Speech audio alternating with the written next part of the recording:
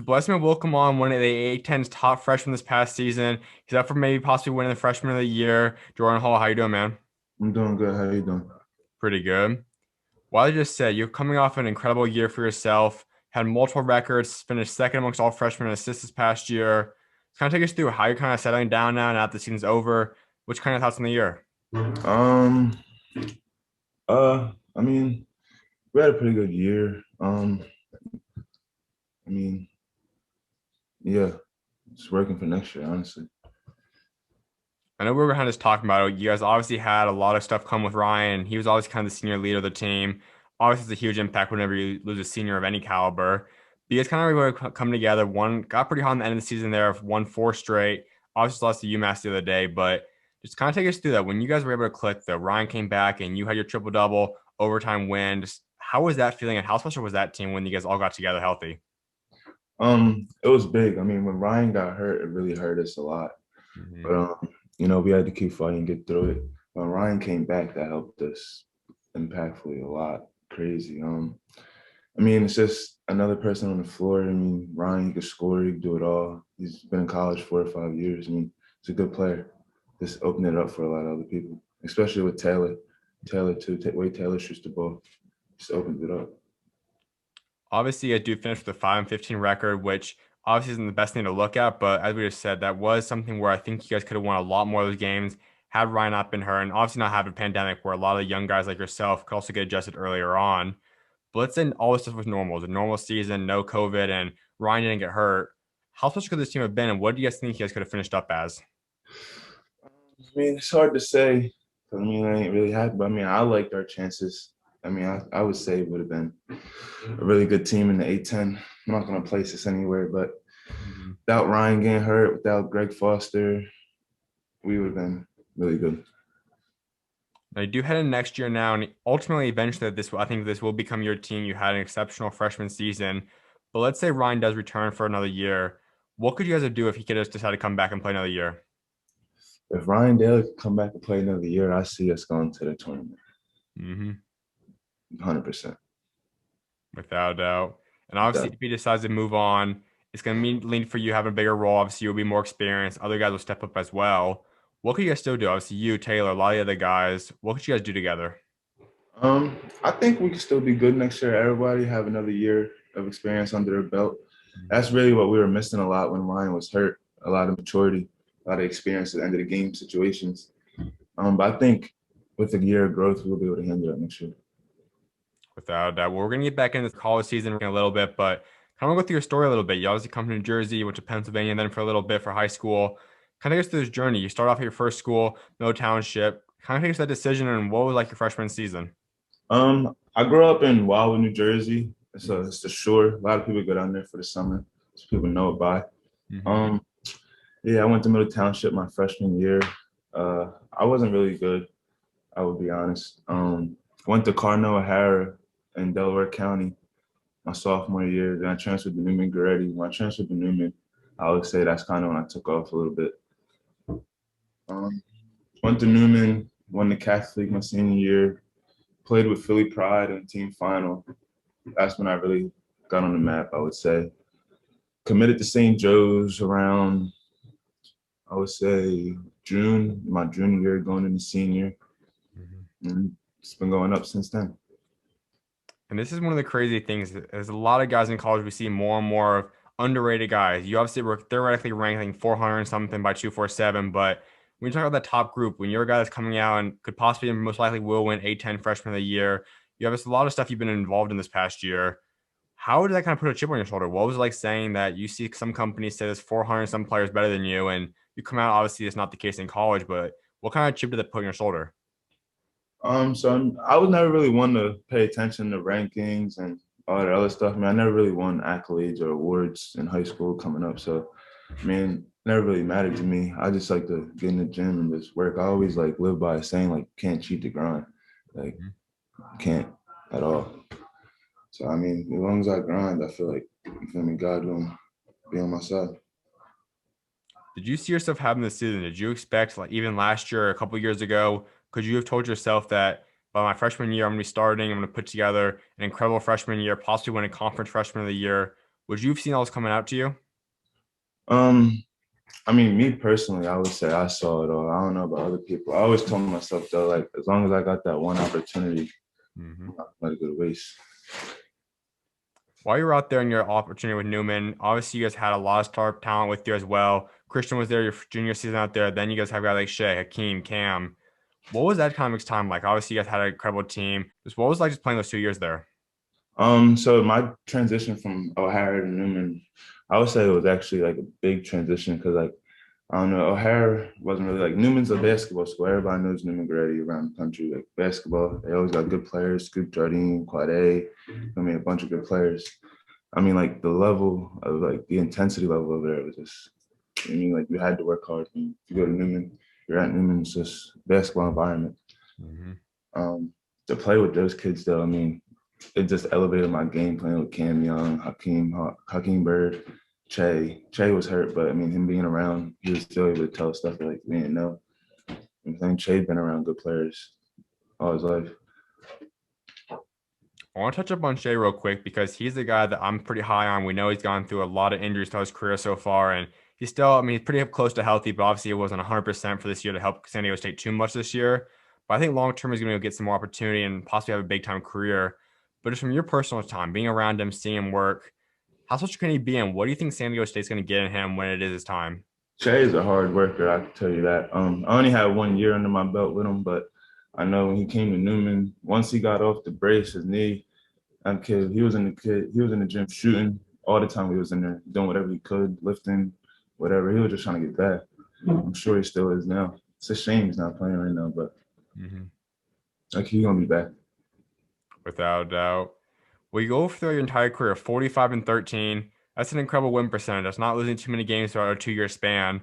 What was it like just kind of having the expectation of winning almost every single game when you're out there? I mean, I don't know. You play every game to win, so Mm-hmm. yeah, just go out there, play hard, try to win. I mean, nobody want to be on that losing side. And then we know last year COVID set in. You guys could have had a very good chance at winning the entire state out there. COVID shuts down in the Elite Eight. But how far could you guys have went? How far do you think your team could have made it in the tournament? I think we would have won it all. Mm-hmm. Yeah, I'm confident we would have won it all. That's one thing. I'm not a state champion. I can say that. I Mm-hmm. never won a state championship. As I said, you play with a lot of Division One players throughout your school time there, obviously through AAU as well. Now you've gone to college. How cool is it just kind of seeing these other guys play and kind of being on other teams? What's just like kind of catching up with them and seeing other guys live out the same dream that you're living out? I mean, it's pretty cool actually. I mean, you go and like turn TV on and you're like, oh, like that's my man. I grew up with him. That's everybody's kid. Everybody's dream as a kid. It's awesome, honestly. Have you been able to go up against anyone your freshman year so far, or this past year that that you kind of knew growing up? I mean, it was a couple of my teammates, Isaiah Wilson on Richmond. Mm-hmm. I played against Jameer Brickus a little bit in high school. Um, Played Ace Baldwin a couple times. Jameer Watkins, a couple kids. It was pretty cool. Now take us to this recruiting process because you had a good amount of offers. It wasn't like a heavy recruiting process for you. I know you kind of narrowed down to LaSalle and Bowling Green. Kind of take us to those top three though. What went into those top three schools for you? Um, I was big on relationships. I'm big on relationships with my coaches, and I mean, I had a relationship with all those three schools, St. Joe's, LaSalle, and Bowling Green at the time. But St. Joe's just, I don't know, I had a really big relationship with Billy Lange, and it was just a new program, and I wanted to start it up. And that's something that some guys are hesitant on, and some guys don't want to take that route. Others, like yourself, clearly said, I kind of want to be a part of this rebuilding process. I want to start something new out here. That's the route you take. So kind of take us through how was Coach Billy Lange able to sell you on that? What was his pitch to you, and how was he able to ultimately land you? I mean, honestly, it wasn't really that tough for him to get me, I would say, like humbly. I mean, I liked our relationship with all my coaches, and I was just all for it. Like, Mm-hmm. I think great players, I feel like good players make teams great. You feel me? So, I mean, I feel like I can make this team good, turn this program around, Mm-hmm. and I want all parts of that. We always know that throughout the recruiting process, almost every coach is going to tell you they're going to guarantee playing time and all this stuff. But what was his talk to you? Did he expect you to be a guy that could rely on every single game as a starter, or did he kind of expect you to be a bench piece for him? Like, what was his original expectations for you? Um, I think he just. I didn't think he expected me to be a starting point guard. Hmm. I think he was expecting to play around me, do little things behind me and Ryan. Hmm. But as the season went on and stuff happened, I got moved to the point guard, and he told me, I mean, like he's really surprised how well I handled it. Hmm. Um, I mean, I just work. Can't like I said, you can't cheat the grind.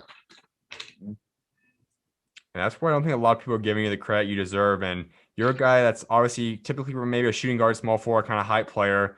You're a big guard. You make the transition to point guard in a college season with a pandemic where it's not consistent, easy practices for yourself. How are you able to make this transition mid-season while playing at elite competition? So I mean, when I was younger, I was a point guard. I wasn't 6'8". I wasn't always the biggest. Hmm. So I mean, like I played with kids like Jalo White and Tosh Tweet, like they were on my team when Hmm. I was young. Jalo goes to Temple, Tosh goes to West Virginia. We all were on the same AU team, and I mean, like they all were bigger than me. I was the smallest one of us all. So I was the point guard, and then I grew. High school, I hit the growth spurt, started getting bigger. And I just always had the point guard skill still with me. It's a blessing. When coach sat you down and told you, we're going to try you at point guard, we know all these injuries are coming up. How'd that all go down? Kind of take us through how this whole conversation went down where you officially moved you down to point guard. Um, we was in. I mean, how did it go? We was in Rhode Island. Hmm. Um, Someone had got hurt. A point guard had got hurt, and he was like, "You want me to point guard?" And I was like, "I can handle it," and we went from there. I mean, I wasn't really too surprised and like that. I mean, I wanted to be the point guard. Like, I want to be the point guard in this team. You feel me? Like that's what I like. So I'm a 6'8" point guard. So And clear to be a point guard, we know obviously the head coach and every position has a relationship, but the point guard and the coach we know has the closest relationship on the court. How has you guys bond and grown though? By the time once you moved over to point guard, how much stronger did you guys bond become? I feel like it came stronger. You gotta be a point guard. You're like the quarterback on the team. You gotta be cool with everybody. Gotta assist everybody. Know where everybody has to go. I mean, it's not an easy job. It's not an easy task at all. But it's not I can't handle. And you didn't just go in there and just fill the role. You weren't just a decent, just held the spot. You came out there and had the second most assists out of all freshmen out there. Wendell Green, only player that had more than you. How was that though? I mean, you go out there and pretty much dominate, especially on the passing aspect. How are you just able to get that comfortable in the passing aspect? I mean, passing, I would say that's really what I do. I mean, Hmm. I like to see the floor. I can see over people. I mean, I like to use my passing as, I feel me, that's my strength. Hmm. Make other people better. There's one guy I think we can all kind of look at in terms of a big point guard right now, Ben Simmons. But is that the guy you kind of model your game after, or are there other guys you kind of take pieces from and you kind of compare yourself to? Yeah, I like to take pieces from a lot of people's game. Ben Simmons he's really good. I like to take some points from him. Hmm. I watch a lot. I watch Draymond. I watch Kyle Anderson. I watch Ben. I watch a little bit of Luca. I watch a lot of basketball. Now, another similarity between you and Coach was that he's also from New Jersey. How big of an impact did that have? What was it like kind of being able to connect to him on that level? I mean, it wasn't too big, but I mean, have a Jersey coach, Jersey player. It's cool Hmm. background. And your ultimate goal is to play in the NBA eventually. And he also has that experience. Was with the 76ers for a while. What was that like? Like, what's it kind of talking to a coach that knows what's going to take for you to get to the NBA and also just kind of coach those guys, even like a guy like Ben Simmons, and just coach those kind of players back in his time? Yeah, that was a big aspect on my recruiting. I knew he was in the NBA. I knew like he knows what it takes. He's been there recently, and Hmm. like the game's evolving, and he knows how it's going. He knows how it's evolving, and I feel like he knows what I need to get me there. Now, as Coach Lang talked to you about Ben Simmons, obviously he was around him. He coached him for a couple of years. Has he kind of translated that to you? Has he given you tips and pointers from Ben Simmons that kind of helped you apply that into your game? Yeah, he gives me tips of a lot. He shows me a lot of Draymond clips, Ben clips. He showed me clips of a lot of players. I worked out with Ben's brother last year a couple times. Um, it was good. And a lot of people can see Coach Lang and any coach from the sidelines. We see how they coach. Sometimes we get some interviews on the side, but What's he just like on the personal level? Just talking to him one on one, not even about basketball, just about life in general. What are those conversations like? He's a great, genuine dude. He always talking. Me and him always have talks, not even just about basketball. My first ever conversation with Billy Lange, we was on the phone for probably about 45 minutes to an hour. We weren't even talking about basketball. Hmm. First ever conversation. That was really big on me. I mean, I really like that a lot. A lot. I also want to get into your conference because I'm personally a huge fan of the A-10, and I like a couple different mid-major conferences because we're getting to this point now where there's so much talent coming into college each year. Where yes, you still have your Power Five conferences; they're big, they're massive, but the A-10's right out there with them. They're gonna have more teams than a couple Power Fives too. How special is this conference though? You look up and down, the amount of NBA players, the amount of just talent. What's it like being part of this conference? Um, it's awesome. I mean, A-10, a lot of people sleep on it. It's not a sleeper at all. At Mm. all. It's a lot of great basketball players in there. Bones Highland, Osuni from St. Bonaventures. There's a lot of good basketball players in there. Jalen Crutcher, Obi Toppin just came from A10. Mm-hmm. Yeah, I think A10 is going to surprise a lot of people this year in the tournament. And going back to that, you're a freshman, just kind of being thrown right out there, and you're going up against a guy. One night might go against Fast Russell, it's the guy that I'm super high on. Next night you're going against Evie Watson. You're going against a guy like Bones one night, Ace Baldwin. I mean, you just go up and down these guys that Jalen Crutcher, all these guys that are elite players in the A10. What was it like competing against those guys? It was awesome. I mean, you know what those guys have in the future for them, and you want that for yourself. It's awesome to go out there and be able to compete with them every night. Out of every guy you matched up with this past year, who was your favorite guy, or who'd you say kind of pushed you the most, or kind of enjoyed the most going up against? I'd say my favorite matchup this year, player wise, probably Rhode Island, Fats and them. Um, team wise, LaSalle. Mm-hmm. LaSalle gave us a good game all three times. And that third one, the big one you guys just had recently, you guys go to overtime, snap the losing streak, and you do something special. You're one of only two freshmen in the entire country this year so far to notch a triple double in that game. How are you able to put together that game? Because it wasn't just a triple double, it was 22 points, 12 rebounds, 10 assists that game, a steal and two blocks too. What was that game like? Um, I mean, I was our first game back with Ryan. Ryan just gave us a big spark, and Hmm. we just came off of our second pause, and we told ourselves when we were having our meeting to pause, we're not losing another regular season game, and we didn't. I didn't realize I had a triple double during the game. I mean, I was just out there playing until after the game, it came in the locker room. Yeah. What do you think your stats were? Um, I thought I had a double double. I mean, I'm close to. I mean, the way I play, I feel the stat sheet a little bit, but Hmm. um, I mean, I know I had 22. I probably thought I had like 10 rebounds, like 5 assists, something like that. But I didn't know I had a double double, triple double though. And as you said, your numbers are pretty much up there a lot of the time. But going forward now, we look at sophomore, if junior or senior, if that's still yours, you're going to be here. What can do? Can we see you putting together multiple triple doubles, potentially averaging close to a triple double? Like, what's the ceiling for you? What can we see you get to? I mean, I think I'm gonna try to play the best I can, get the numbers I can. But for like my focus next year is just to get some wins. St. Joe's make us a top five program in A10. We should have been this year, but we will be next year. And hopefully next year you don't have these COVID pauses. Hopefully the protocols are gone. It's all back to normal. Hopefully we'll see if that all happens and all. But as you just said, you guys had multiple pauses this year, a lot like a lot of programs in the country. But you as a player, how'd you deal with that when you go on a pause and you're in the role, you're in the groove, and then you have to sit out for a week or sit out a couple of days? How'd you handle that? So luckily I had caught COVID early in the year when we got back from Florida. So Hmm. our second pause, I didn't really have to pause. I was still able to work out. But that first pause, I mean, it's hard because you can't do nothing like for 2 weeks and you don't think it's a lot, but you get back to practice that next day and crazy. It's like you forgot how to make a layup. And when you go through that, was that your first time getting COVID, or was that just a couple times Now, you had it? that was my first time getting COVID. I only had COVID once. Mhm. We only had two pauses this year, Mhm. surprisingly. So, Absolutely. but yeah, the first time The second time was longer than the first time, but Mhm. I mean, you just got to keep working out. Just can't sit down. It's hard to when you're in quarantine, but just try not to sit down as much as you can. As a team, that's tough chemistry wise. We know, as you say, you guys you're practicing with one day, the next day he's not there, you're not even playing with him. Then a guy comes back in. We know it's constant switching up the lineups, switching up the rotations. Like, how do you guys as a team get together chemistry wise? Um, we just gotta have relationships. I keep bonding. Just I don't Mhm. know, like when with the pauses, like when we came off our second pause, like we didn't even have enough to practice. Like we were playing 4-on-4, 3-on-3. Mhm. Like Ryan Daly didn't even practice before that first LaSalle game, that Dayton game. Like he was just working out. He couldn't.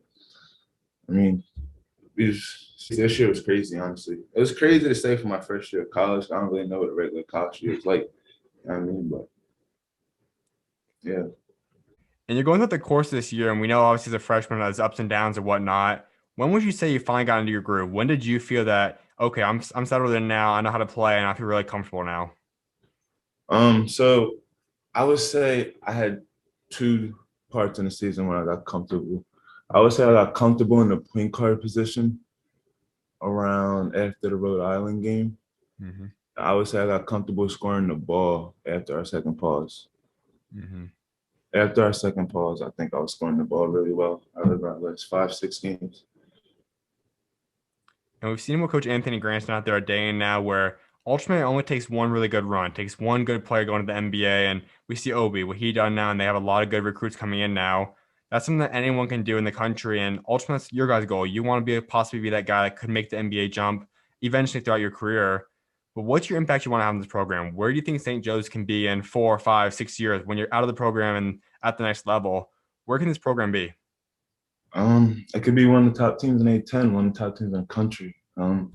St. Joe's is a good place. Also, make people want to come to St. Joe's. Do what Jameer did. Jameer had a legacy here.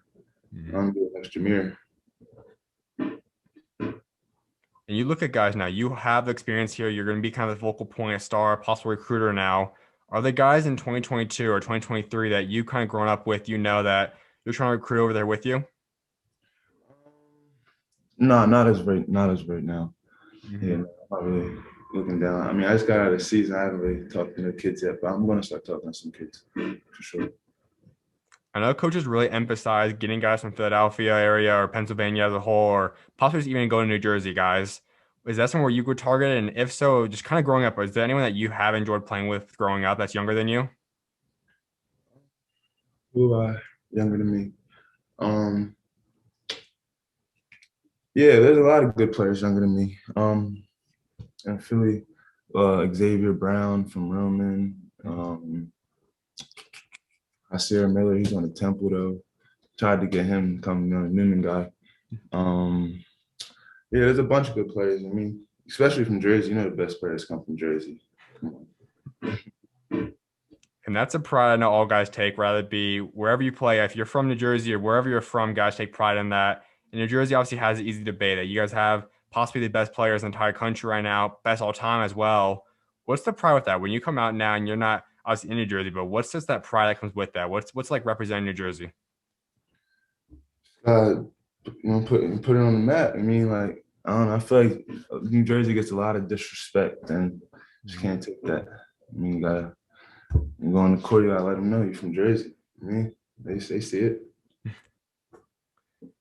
Growing up, was there a guy in New Jersey that you like watching or kind of grew up kind of modeling him after kind of watching at the parks or watching him just kind of grow up? I used to watch a lot of Isaiah Hmm. Kyle Anderson, Dewan Wagner, Lamar Greer. There's a lot of people from Jersey. Jersey got a lot of hoopers. Rick Harmon, a lot. Absolutely, man. Well, a few more things before I let you go. One of which is now we know the offseason gets started now, and you're going to be working out now, preparing for next season ultimately. What do you want to improve in your game? What do you want to add to your game that you really want to get better at for next year? Um, I want to work on my athleticism. I need to get more athletic, my body better, and my jump shot. When you talk So, about your body, is there a certain weight you want to get to, or um, I think I'm at a good weight. I weigh about 210, maybe like between 210, 220. Mhm. For I just need to get stronger. College, that's why that was probably one of the biggest adjustments. Really grown men out there. And that is the one advantage too. We talked about earlier. You have the height, 6'7", 6'8" high over these guys, and we know guys like Fats, Ace Baldwin. A lot of those guys are smaller. How much of an advantage has your height played for you as a freshman and just overall in just the game of basketball? Um, it gave me a big advantage. I can just put people on my back, put them on my hip. Hmm. And I really was a lot. I did that a lot this year. And I had a lot of little guards on me because I was playing point guard. So that was one of our advantages. And then, like you said, we got Ryan back. There's another guard. They got a guard. I mean, not we were. If you look at our team, we were pretty. We were really a big team. We didn't have a big man, but I mean, our guards, we were pretty big. Absolutely. Well, there's one thing I was like wrapping up every interview with, and that's discussing your legacy. So when you are done playing the game of basketball someday, whenever that day does come, what do you ultimately want to remember for what you achieve both on and off the court? I just want people to remember, like anybody can make it. Like that kid never stopped working. Hmm. That's it. And that is a legacy we know many, many kids will have. A lot of kids we keep seeing year in, year out, unranked, unrecruited, unhighly recruited, take a JUCO route, all these different stories about getting to the highest level. What's your advice to those guys, especially things gonna be a lot of these guys that don't have AAU season or high school seasons right now? A lot of underrated kids are gonna be coming out. What's your advice to those kids? Never stop working. And I always like said this saying to myself, like, if you're good enough, they're gonna find you. Mm-hmm. If they're good enough, they're gonna find you. Couldn't agree more, man. My final thing for you, give St. Joe fans your three biggest goals you have set for the remainder of your St. Joe's career. Um, we're gonna win an A-10 championship. Mhm. We're gonna make the tournament, and we're gonna win the tournament. Without a doubt, man. Well, I definitely appreciate you taking time to come on today, and congrats on the big season, and can't wait to see what God got next for you, man. Thank you, thank you. Coach, I was welcome on, man. God bless. God bless.